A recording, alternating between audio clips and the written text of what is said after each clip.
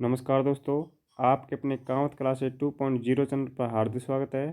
साथियों, आज हम आपके लिए बाल विकास एवं शिक्षा शास्त्र से संबंधित 30 महत्वपूर्ण प्रश्न लेकर आए हैं जो रीट भर्ती परीक्षा 2025 में आयोजित होने वाली 27 फरवरी को तुम्हारा पेपर है, उसके लिए एक महत्वपूर्ण क्लास है। और जो साथी हमारे साथ पहली बार जुड़ा है, मैं उनको बता दूं, माध्यमिक शिक्षा बोर्ड ने अब तक जितने भी 2011 से लेकर 2022 तक जितने भी पेपर करवाए हैं रीट पात्रता के, साथियों सभी पेपरों को हम प्रीवियस पेपरों को आपके सामने लेकर आएंगे और व्याख्यात्मक उनका एनालिसिस करवाएंगे। तो साथियों, साइकोलॉजी से संबंधित ये हमारा 6 पार्ट है, ठीक है। इससे पहले हमने 5 पार्ट कंप्लीट करा दिए। जिस भी साथी ने वो नहीं देखे हैं तो प्ले लिस्ट में जाकर देख लें, वहाँ आपको उपलब्ध मिल जाएगी। और साथियों, ये हमारा छठा पेपर है, ठीक है। तो चलते हैं, माध्यमिक शिक्षा बोर्ड द्वारा किस तरह के प्रश्न पूछे जाते हैं और कैसे प्रश्न बार बार रिपीट होते हैं, सब पर चर्चा करेंगे। तो साथियों, हमारा जो पहला प्रश्न पूछा गया है वो है, एक अधिगम विकलांगता जिसमें लिखावट में कठिनाई शामिल है कहलाता है। डिसलेक्सिया कहलाता है, दूसरा ऑप्शन है डिसकैल्कुलिया कहलाता है, तीसरा ऑप्शन है डिस्ग्राफिया कहलाता है और चौथा ऑप्शन है ध्यान अभाव अतिसक्रियता विकार कहलाता है। तो इसके जो करेक्ट आंसर है वो हमको बताना है साथियों। और अधिगम है क्षमता से संबंधित, अधिगम विकलांगता से संबंधित हर बार एक प्रश्न पूछा जाता है साथियों रीट भर्ती परीक्षा में, चाहे L1 हो चाहे L2 हो, दोनों लेवल के लिए महत्वपूर्ण क्लास है। वहाँ 30% L1 में भी आते हैं और 30% साइकोलॉजी के L2 में भी आते हैं। तो दोनों भर्ती परीक्षाओं में ये प्रश्न देखने को मिलेगा आपको और हर पेपर में मिलेगा। मैंने जितने प्रीवियस पेपर करवाए हैं उन सब में प्रश्न आया है। और साथ ही इसका जो सही उत्तर है वो है डिस्ग्राफिया। अगर आपको लिखने में समस्या आ रही है बच्चे को तो वो होती है डिस्ग्राफिया। और डिसलेक्सिया से संबंधित भी पूछा गया है कई बार। तो डिसलेक्सिया वो होता है साथियों जो पढ़ने में समस्या आ रही है बच्चे को, तो होता है डिसलेक्सिया। और डिसकैलकुलिया होता है साथियों गणित में, जब पढ़ने में गणित को समझने में अगर समस्या आती है तो वहाँ कौन सी आती है, डिसकैलकुलिया। तो ये साथियों कई बार एग्जाम आए हुए हैं, डिसकैलकुलिया, डिसलेक्सिया, डिस्ग्राफिया, ये आपको याद होने चाहिए, ठीक है। ऐसे प्रश्न हमको गलत नहीं करने, जो बार बार एग्जाम आ रहे हैं तो हम प्रीवियस पेपरों के माध्यम से उनका आइडिया लगा सकते हैं। और आपको साथियों अगर वीडियो अच्छा लगे तो वीडियो को लाइक ज़रूर कर देना। नेक्स्ट जो प्रश्न है साथियों वो है, निम्न में से कौन सा एक योगात्मक मूल्यांकन से संबंधित है। तो योगात्मक मूल्यांकन के बारे में पूछा गया है, जिससे संबंधित ऑप्शन है वो हमको बताना है। पहला ऑप्शन है इसमें साथियों, अध्यापक को छात्र के प्रगति के बारे में निरंतर और तत्काल प्रतिक्रिया प्रदान करना। दूसरा ऑप्शन है शिक्षा सामग्री के आणविक विश्लेषण पर केंद्रित।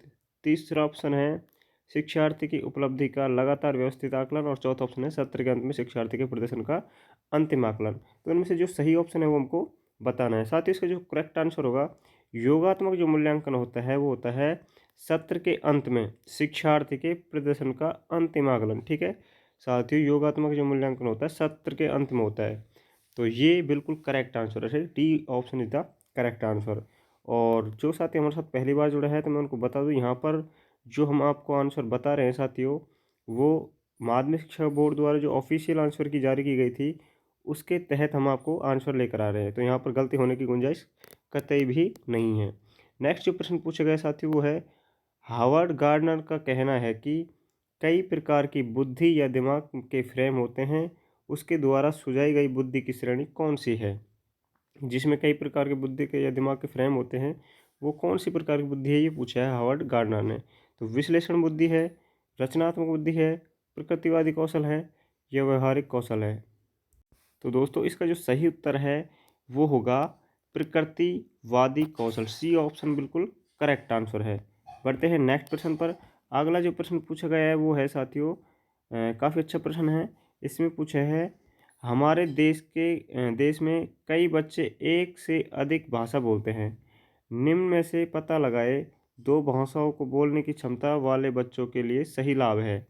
तो दो भाषा बोलने वालों के लिए कौन सी सुविधा से लाभ होगा वो हमको बताना है। तो इसका जो करेक्ट आंसर साथियों वो कौन सा होगा, अवधारण गठन में सुविधा, विश्लेषणात्मक तर्क में सुविधा, संज्ञानात्मक लचीलापन में सुविधा या फिर उपरोक्त सभी।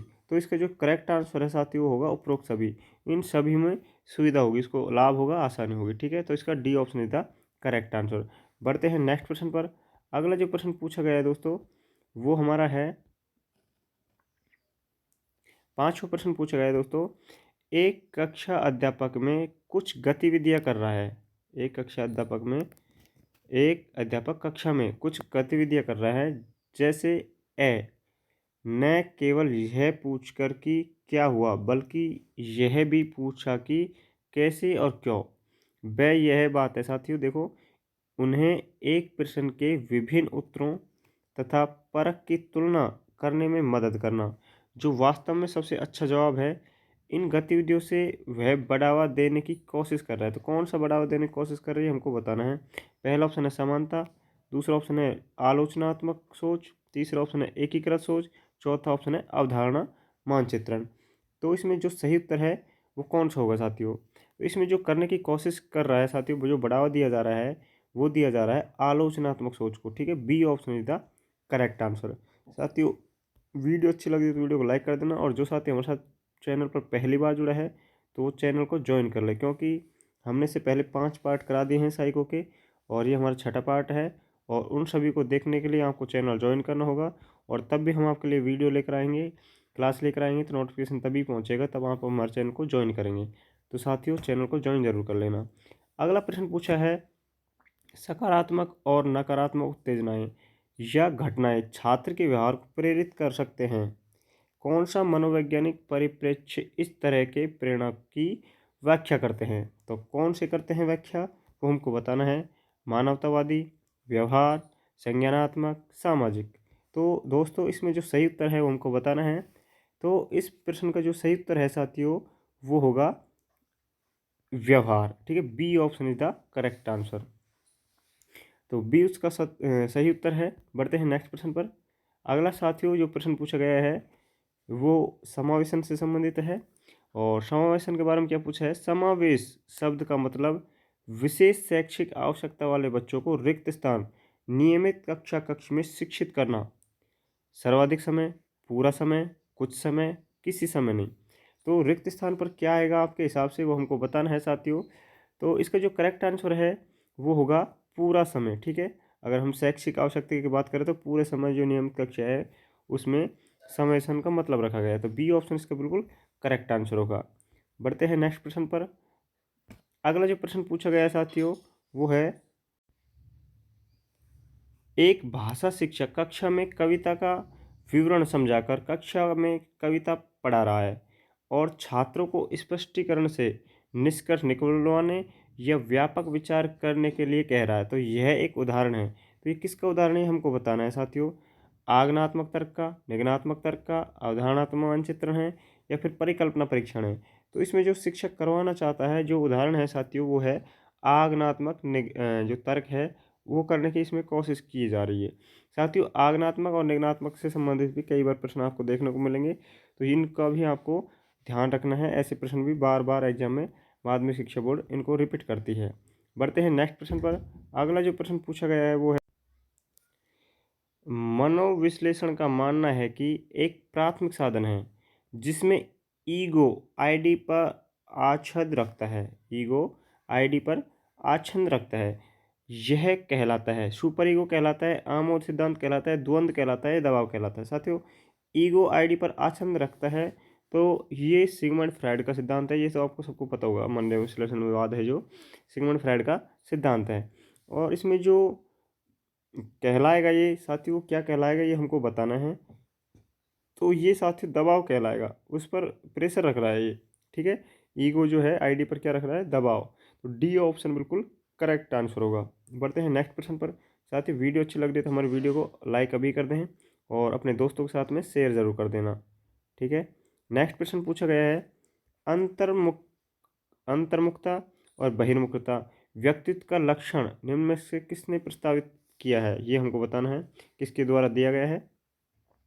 आइसैक के द्वारा, आर बी कैटल के द्वारा, ऑलपोर्ट के द्वारा, या कार्ल रोजर्स के द्वारा। तो इसका जो सही उत्तर है उनको बताना है। तो इसका जो सही उत्तर है साथी वो है Hans Eysenck. A option is the correct answer. अंतर्मुखता और बहिर्मुखता जो व्यक्तित्व के लक्षण बताए हैं वो हैंस आइसैक ने बताए हैं।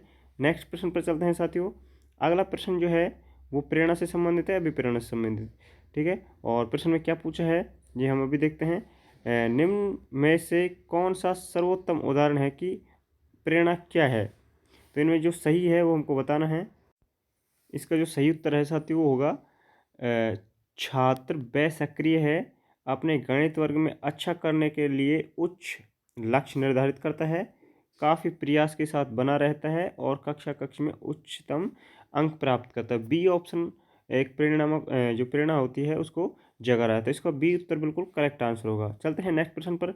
अगला जो प्रश्न है साथियों वो पूछा गया है, यदि ब्राहा प्रेरणा यदि ब्राहा प्रेरणा एक अंत की युक्ति है तो आंतरिक प्रेरणा क्या है? एक शुरुआत है, अपने आप में एक अंत है, एक शुरुआत और अंत तथा उपयुक्त में से कोई नहीं। तो साथियों इसमें जो सही उत्तर है वो हमको बताना है। तो इसका जो सही उत्तर है वो है साथियों ए अपने आप में एक अंत है। बी ऑप्शन इसका बिल्कुल करेक्ट आंसर होगा। चलते हैं नेक्स्ट प्रश्न पर। और अगला जो प्रश्न पूछा गया है वो है समायोजन से संबंधित 13वां हमारा प्रश्न है। इसमें पूछा गया है, एक व्यवस्थित विज्ञान जो स्वयं और वातावरण के साथ समायोजन को प्राप्त करने के नियम, कानून और सिद्धांत प्रदान करता है, ये क्या कहलाता है? ये हमको बताना है साथियों। समायोजन के लिए जो नियम, कानून, सिद्धांत प्रदान कर रहा है वो क्या कहलाता है? अभिप्रेरणा, दिमागी दिमागी आरोग्यता, अधिगम, द्वंद्व। तो इसका जो करेक्ट आंसर है साथियों वो कौन सा होगा? तो दिमागी आयोग्यता। ठीक है, दिमागी आरोग्यता इसका करेक्ट आंसर होगा। चलते हैं नेक्स्ट प्रश्न पर। अगला जो प्रश्न पूछा गया है वो हमारा है साथियों, एक समायोजन तंत्र में अतीत, वर्तमान और प्रस्तावित व्यवहार के अनुमोदित कारणों में तार्किक और सामाजिक रूप में सोचना शामिल कहलाता है। प्रतिकरण, परिमेयकरण, प्रतिगमन, दमन। तो इसका जो सही उत्तर है साथियों वो होगा परिमेयकरण। B option is the correct answer. पढ़ते हैं नेक्स्ट प्रश्न पर। अगला जो प्रश्न पूछा गया वो है हमारा साथियों, स्कूल की संगठनात्मक छात्र स्कूल की संगठनात्मक स्थापना छात्रों के अधिगम को प्रभावित करती है। यह पहलू उस श्रेणी से संबंधित है, क्रियात्मक कारक से, मनोवैज्ञानिक कारक से, सामाजिक कारक से, अन्य कारक। तो इसका जो सही उत्तर है वो हमको बताना है। साथियों 15 जो प्रश्न है उसका जो करेक्ट आंसर है वो है सामाजिक कारक। C option is the correct answer. ठीक है, तो चलते हैं नेक्स्ट प्रश्न पर। और साथियों ये जो पेपर है 2018 भर्ती के जो लेवल 1 था उसमें साइको के ये प्रश्न पूछे गए थे। और ये सारे प्रश्न आपके लिए महत्वपूर्ण हैं क्योंकि ऐसे प्रश्न अक्सर एग्जाम में रिपीट होते हैं। निम्न स्थितियों में से कौन समायोजन को बढ़ावा देती है? तीव्र उत्सुकता, अपराध का जुनूनी विचार, बीमारी का डर या न्यूरोटिक भय और चिंता से मुक्त। तो साथियों जो सबसे अधिक समायोजन को बढ़ावा देती है इनमें से वो कौन सा ऑप्शन है वो हमको बताना है। तो हमारा इस प्रश्न का जो सही उत्तर है साथियों है न्यूरोटिक भय और चिंता से मुक्ति। डी ऑप्शन बिल्कुल करेक्ट आंसर है। ठीक है, चलते हैं नेक्स्ट प्रश्न पर। और अगला हमारा जो प्रश्न पूछा गया है साथियों वो भी काफ़ी अच्छा प्रश्न है। ये प्रश्न कई बार एग्जाम में रिपीट हुआ है साथियों। एक शिक्षक के रूप में आपने अपने छात्रों से हमारे जीवन पर प्रदूषण के प्रभाव को समझाते हुए एक निबंध लिखने के लिए कहा। इस कार्य में ब्लूम जो वर्गीकरण है ब्लूम का उसमें कौन सा संज्ञानात्मक स्तर की व्याख्या की गई है? विश्लेषण की, संप्रयोग की, समझ की या ज्ञान की? तो इसमें हमको करेक्ट आंसर बताना है साथियों। इसमें जो संज्ञानात्मक स्तर की व्याख्या की गई है वो है साथियों संप्रयोग। B option is the correct answer. बढ़ते हैं नेक्स्ट प्रश्न पर। अगला जो प्रश्न पूछा गया है वो है, शिक्षक के तौर पर आपने एक उपयुक्त परीक्षण और जांच सूची का उपयोग करके छात्र की बुद्धि, व्यक्तित्व तथा कक्षा व्यवहार के बारे में जानकारी एकत्रित की है। तो यह प्रक्रिया कहलाती है आकलन, कहलाती है मापन, कहलाती है मूल्यांकन, कहलाती है उपयुक्त सभी। तो साथियों इसका जो सही उत्तर है वो हमको बताना है। इसका जो सही उत्तर है वो है आकलन। ठीक है, यदि हमने व्यक्ति की बुद्धि, व्यक्तित्व और कक्षा व्यवहार की जानकारी प्राप्त कर ले तो वो आकलन किया है साथियों हमने। तो इसका जो सही उत्तर होगा ए ऑप्शन होगा। दोस्तों वीडियो अच्छी लग रही है तो वीडियो को शेयर कर दें। और जो साथी पहली बार जो आया है साथियों हमारे चैनल पर वो चैनल को ज्वाइन कर ले अगर वीडियो अच्छी लग रही हो तो। और साथियों इससे पहले हमने हिंदी के आपको 8 पेपर डाल दिए हैं मॉडल पेपर, और वो सारे प्रीवियस पेपर हैं जो एग्ज़ाम में आए हुए हैं। ठीक है, वो भी देख लेना।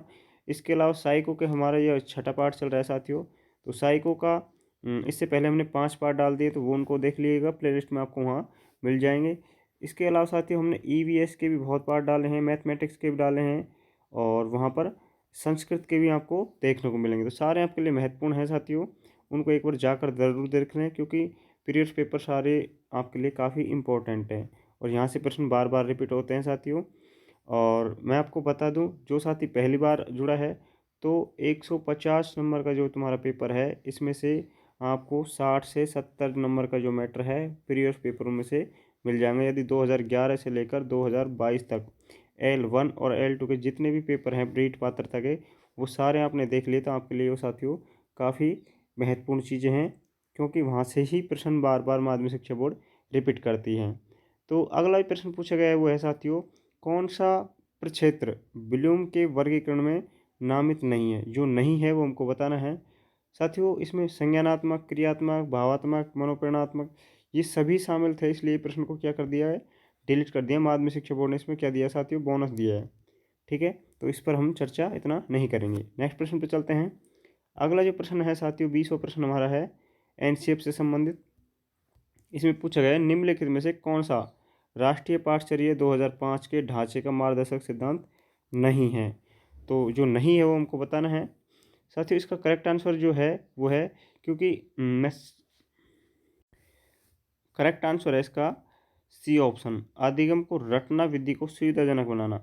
इसमें एनसीएफ में रटने को बिल्कुल साथियों मना किया गया है और रटने की प्रवृत्ति पर बिल्कुल विरोध किया गया है। ठीक है, तो इसको सुविधाजनक नहीं बनाया गया है, इसका सी ऑप्शन बिल्कुल करेक्ट आंसर होगा। और एनसीएफ का पूरा नाम कई बार एग्जाम में पूछा गया है, तो ये भी आपको पता होना चाहिए।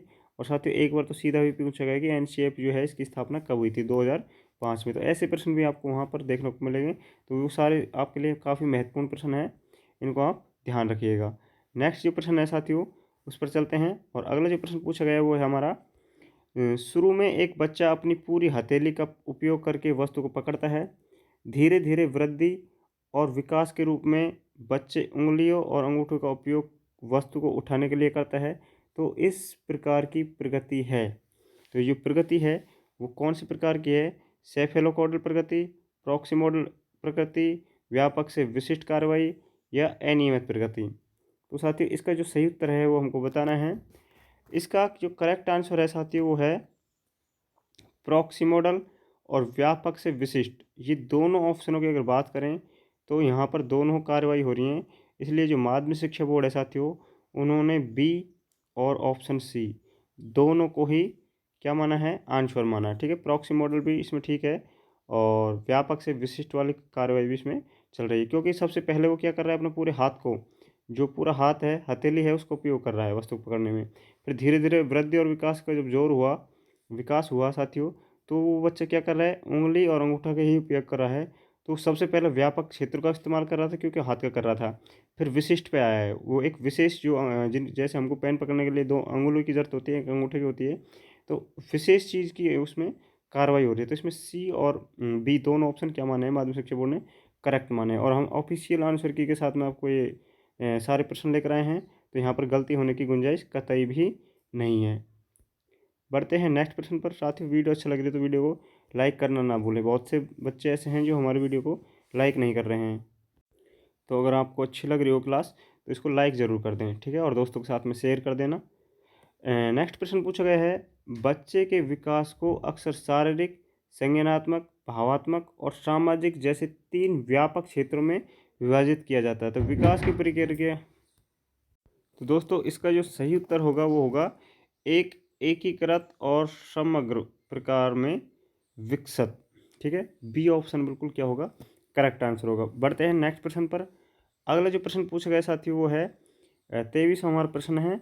ये पूछा है, एक बच्चा है जो कि एक विशेषता जैसे कि मौखिक क्षमता में उच्च या निम्न है, बाद में उम्र में भी रहेगी, तो यह बयान के महत्व पर जोर देता है। तो ये किस बयान के महत्व पर जोर देता है हमको बताना है। ये प्रेजेंट में है मौखिक क्षमता, वो भी या उच्च या निम्न है और बाद में भी वैसी रहेगी, तो इसमें किस पर महत्व पर जोर दिया गया है? प्रारंभिक अनुभव, वातावरण पर, आनुवंशिकता पर, आनुवंशिकता और वातावरण दोनों पर। तो इसका जो करेक्ट आंसर हो हमको बताना है साथियों। तो 23वां जो प्रश्न है हमारा, इसका जो करेक्ट आंसर है वो है आनुवंशिकता। कुछ ऐसी चीज़ें होती हैं साथियों आनुवंशिकता में जो जैसे कि 5 साल का बच्चा है, उसमें जो प्रेजेंट में है वो पास्ट में भी, मतलब भविष्य में भी वो ऐसी रहेगी, पहले भी ऐसी थी। तो कुछ ऐसी चीज़ें होती हैं तो वो आनुवंशिकता के कारण होते हैं। सी ऑप्शन इसका बिल्कुल करेक्ट आंसर होगा। बढ़ते हैं नेक्स्ट प्रश्न पर। अगला प्रश्न पूछा गया है दोस्तों, अभिप्रेरणक में उपयोग और अनुप्रयोग, सॉरी अधिगम में उपयोग और अनुप्रयोग के नियम को कहा जाता है। तो इसके नियम को क्या कहा जाता है हमको बताना है साथियों। तो इसमें भी जो है कि बोनस दिया गया है माध्यमिक शिक्षा बोर्ड द्वारा, ठीक है। इसमें कोई सही उत्तर नहीं है कि इसके नियम को क्या नाम दिया गया है, तो बोनस इसमें दिया गया है। बढ़ते हैं नेक्स्ट प्रश्न पर। अगला जो प्रश्न पूछा गया है हमारा, जो पावलाव से संबंधित प्रश्न है साथियों, अधिगम में पावलाव जो आता है, तो इसमें प्रश्न पूछा है कि पावलाव के प्रयोग में कुत्ता न केवल मांस प्रदाता के मांस को सीधे मुंह में रखता है, रखने से लार टपकाता है, किंतु इससे पहले भी अर्थात जब सीढ़ियों से नीचे आने वाले प्रशिक्षक के कदमों की आवाज़ सुनता है, तो इस प्रकार की समवर्ती को क्या कहा जाता है। तो साथियों इस प्रकार की जो समवर्ती होती है उसको क्या कहा जाता है ये हमको बताना है। तो इसका जो करेक्ट आंसर है वो है अनुकूलित उत्तेजना। सी ऑप्शन बिल्कुल करेक्ट आंसर होगा। बढ़ते हैं नेक्स्ट प्रश्न पर। अगला जो हमारा प्रश्न पूछा गया है दोस्तों वो है अनुभूति बच्चे और वातावरण के बीच अंतःक्रिया, जो बच्चा है और वातावरण है उसके बीच में अंतःक्रिया की निरंतर प्रक्रिया के माध्यम से विकसित होती है, तो यह सिद्धांत में प्रतिबिंबित होता है। तो किस सिद्धांत में प्रतिबिंबित होता है तो ये हमको बताना है। तो इसका जो करेक्ट आंसर है साथियों वो है जीन पियाजे का जो संज्ञानात्मक सिद्धांत है उसमें साथियों बच्चा और वातावरण के बीच में अंतःक्रिया होती है। तो ये आपको पता होना चाहिए। ये प्रश्न कई बार एग्जाम में जीन पियाजे से संबंधित हर बार साथियों 1 या 2 प्रश्न प्रत्येक पेपर में आपको देखने को मिलेगा, चाहे कोई सा भी लेवल हो वो। तो साथियों जीन पियाजे से संबंधित थोड़े फैक्ट हैं, इनको आप पढ़ लेना। पढ़ते हैं नेक्स्ट प्रश्न पर। अगला जो प्रश्न पूछा गया है साथियों हमारा, ये भी जीन पियाजे से संबंधित पूछा गया है और ये है साथियों जीन पियाजे के जो सिद्धांत है संज्ञानात्मक, एक प्रक्रिया जो पुराने और नए धारणाएं और अनुभव के बीच संतुलन की क्रिया है। तो इसे क्या कहते हैं, जो संतुलन होता है, समावेश, समायोजन, संतुलन या ज्ञान विज्ञ। तो इसका जो करेक्ट आंसर वो हमको बताना है दोस्तों। तो इसका जो सही उत्तर है वो क्या होगा, तो इसमें साथियों संतुलन जो हो रहा है तो उसमें संतुलन ही से कहते हैं, ठीक है। जब पुराने ज्ञान और नए ज्ञान की धारणा की अगर बात करें तो वहाँ पर क्या होता है, संतुलन होता है, तालमेल होता है, ठीक है। तो सी ऑप्शन इसका बिल्कुल करेक्ट आंसर माना गया है। और ऐसे प्रश्न जीन पियाजे के जो है अक्सर एग्जाम में आपको देखने को मिलेंगे।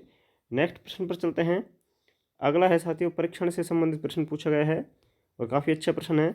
निम्न में से कौन सी बौद्धिक परीक्षण के लिए उपयोग करने की सावधानी नहीं है, जो नहीं है वो बताना है। तो इसमें जो करेक्ट आंसर है साथियों वो है बुद्धि का व्यक्तिगत आकलन परीक्षक और छात्र के बीच एक संरक्षित बातचीत है, ठीक है। ये इसमें सावधानी नहीं है, बाकी सभी ठीक है, ठीक है। तो इसका जो सही उत्तर है वो है बी ऑप्शन। नेक्स्ट प्रश्न पर चलते हैं।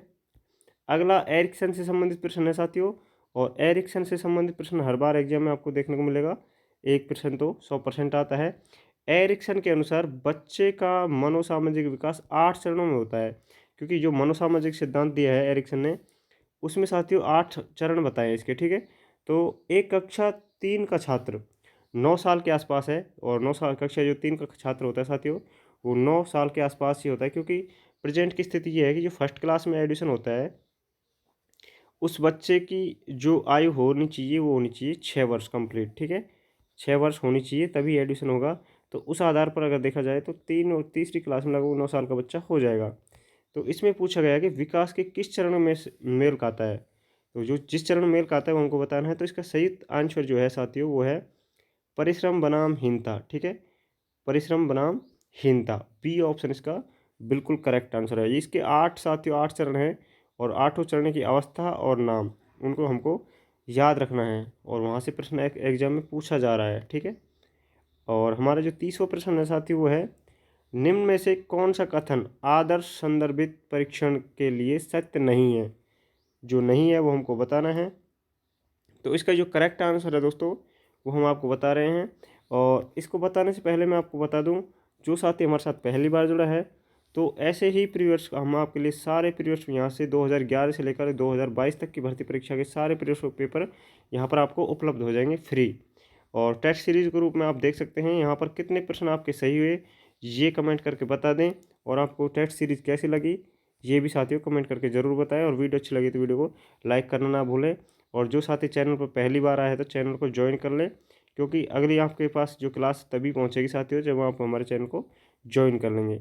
तो इसका जो सही उत्तर है साथियों वो है छात्र के प्रदर्शन के स्थापित मापदंडों से तुलना की जाती है। डी ऑप्शन इसका बिल्कुल करेक्ट आंसर होगा। तो ये हमारे 30 प्रश्न कंप्लीट हुए साइको के। मिलते हैं नेक्स्ट हिंदी की जो क्लास लेकर आ रहे हैं। इस पेपर में हिंदी के जो 30 प्रश्न हैं वो हम आपके लिए उपलब्ध कराने वाले हैं जस्ट नेक्स्ट जो वीडियो आ रही है कुछ ही क्षणों में। तो मिलते हैं नेक्स्ट वीडियो में। धन्यवाद।